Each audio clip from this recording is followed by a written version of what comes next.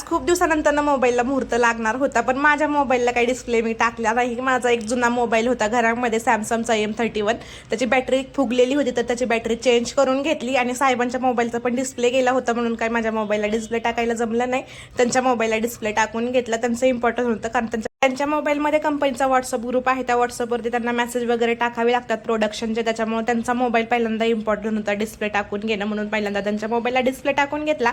त्यानंतर ना आम्ही गेलो मूळचंदमध्ये, तिथून आम्ही जाऊबाईसाठी साडी घेतली, कारण जाऊबाई पहिल्यांदाच घरी येत होती आणि नवीनच लग्न झालेलं आहे 6-7 महिन्यापूर्वी नोव्हेंबरमध्ये, आणि ती आहे गव्हर्नमेंट स्कूलमध्ये टीचर, म्हणजे वर्ध्यामध्ये आहे ZP स्कूलला।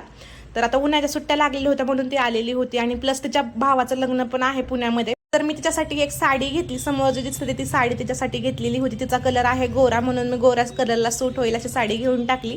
तर तुम्हाला ही साडी कशी वाटली कमेंट करून नक्की सांगा।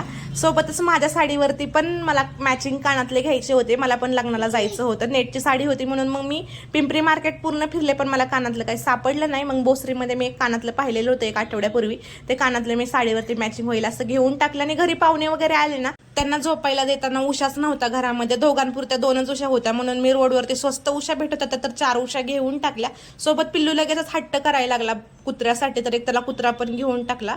आणि आजचा व्हिडिओ एवढाच होता। आवडला असेल तर आपल्या चॅनलला लाईक, शेअर आणि सबस्क्राईब करा। सोबत इंस्टाग्राम पेजला पण फॉलो करा।